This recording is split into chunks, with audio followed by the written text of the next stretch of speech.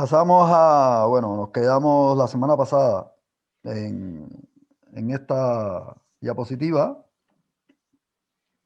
en la variable número 5 de la longitud de la zancada, que es la distancia del vuelo, que es otra de las variables que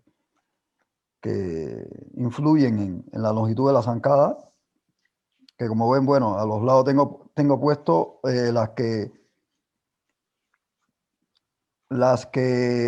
una que es innata, que depende de dos factores. La velocidad del despegue depende de la preparación que tenga el atleta como deportista, es decir, el entrenamiento que haya llevado y de su potencialidad innata como tal.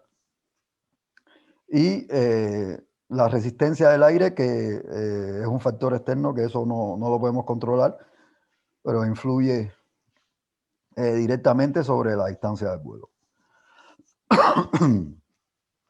El ángulo de despegue es otro de las variables que influye sobre, la subvariable influye sobre la distancia del vuelo y la altura del despegue.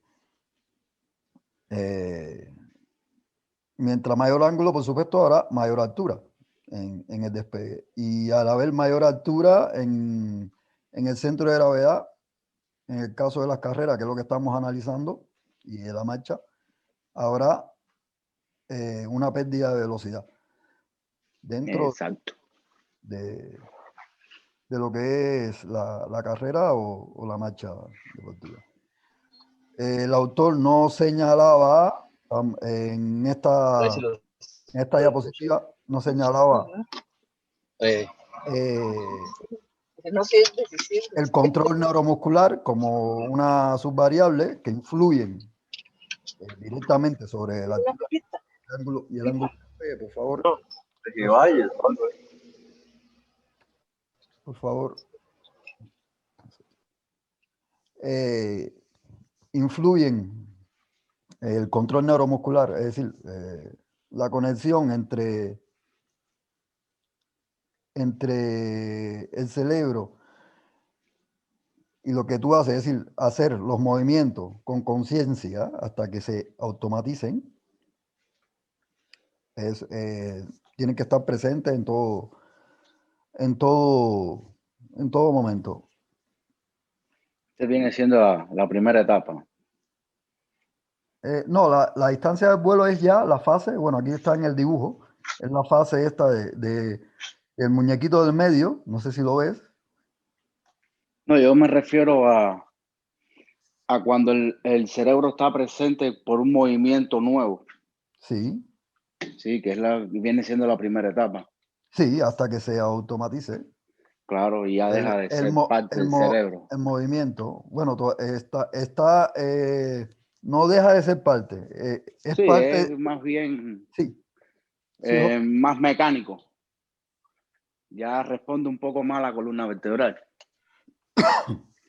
Que es donde se guarda la información de los movimientos de reflejo. Yo quería rectificar un momento. Es que los factos de los automatismos son capacidades que son desarrolladas por el cerebro, pero no es un robot automático, no. Los automatismos son correcciones sensoriales que son ejecutadas por los diferentes substratos del cerebro, porque la información llega al cerebro no de una manera que nosotros miramos o sentimos. Hay códigos que son utilizados, eso es codificado y tampoco nadie sabe cómo eso es descifrado por el cerebro.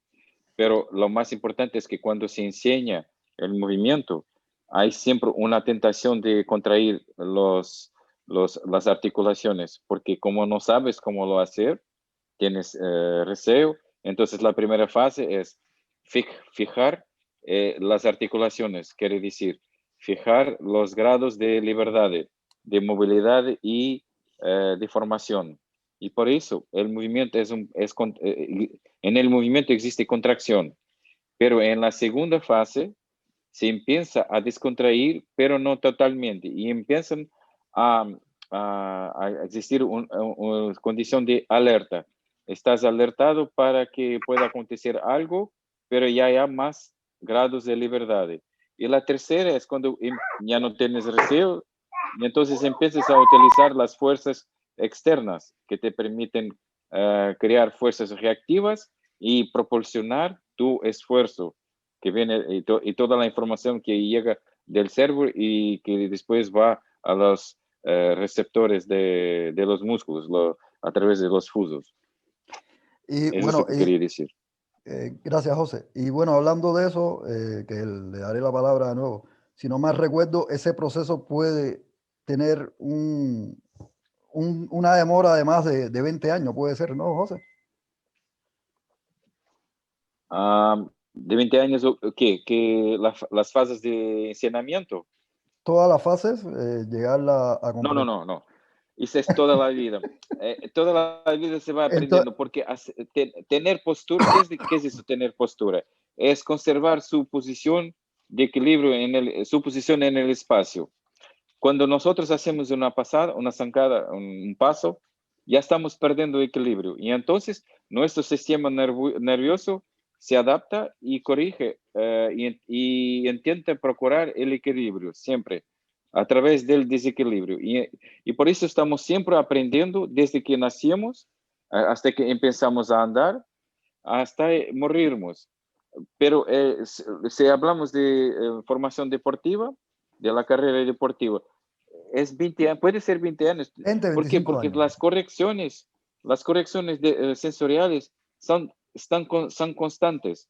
Y si tú tienes un movimiento que permite hacer correcciones automáticamente, estás pensando en otras cosas. Tu atención está encaminada para otros pormenores. Y después que se tornan también automatismos. Ese es un proceso de desarrollo constante. No hay una fase en que para el desarrollo, no es posible. Entonces, Andy, el cerebro tiene que estar en funcionamiento todo el tiempo. No, no existen automatismos. No, claro, eso nunca va a ocurrir. Sí, Pero te digo, como que libera un poco más la carga. sí, Pero de que, ¿me entiendes? Es la manera que tiene de no sobrecargarse.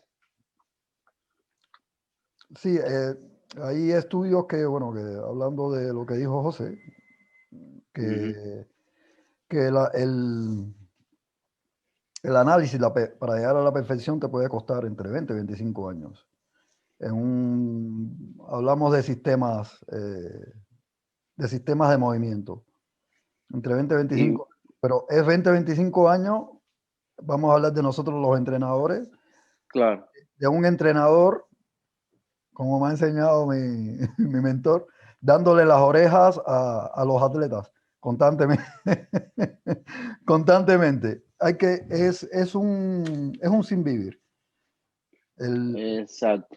También influye un poco la psicología de la persona en cuanto a eso, porque se siente inseguro de que lo que está realizando no es lo correcto y está tratando todo el tiempo de mejorar algo que más bien lo que hace es empeorarlo.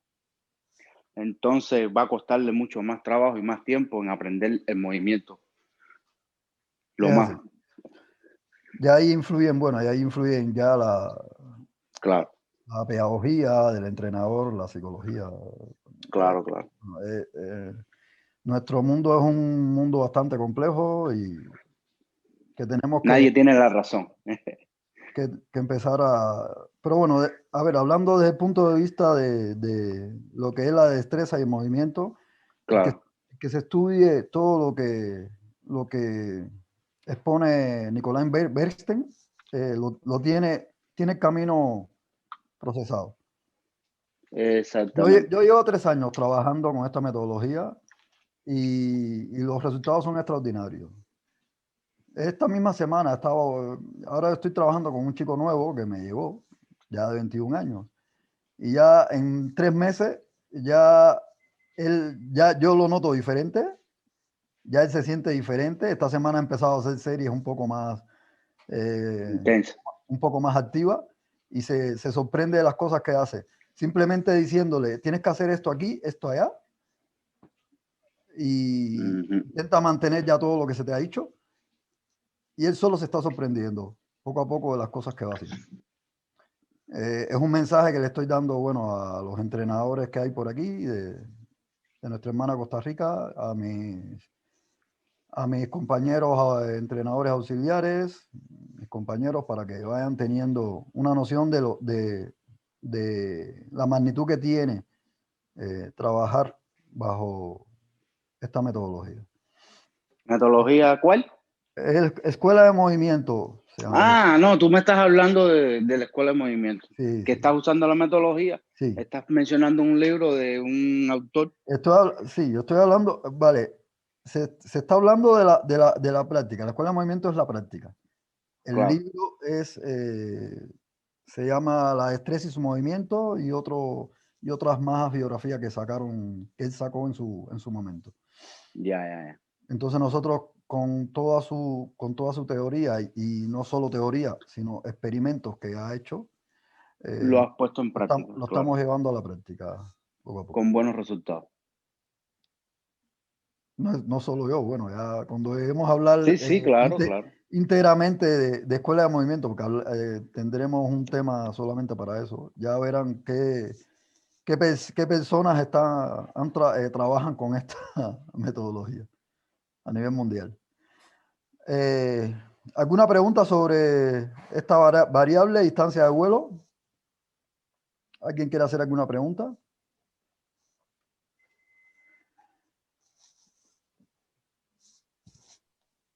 Vale, no, vamos. Para mí está bien. Sí, Johnny. Bienvenido. Está bien. ¿Todo bien para usted? Todo bien. Vale, gracias. Vale, vamos a dar 5 minutitos y para tomar un poquito de agua, que hemos pasado, no pasa nada. Y seguimos, ¿vale?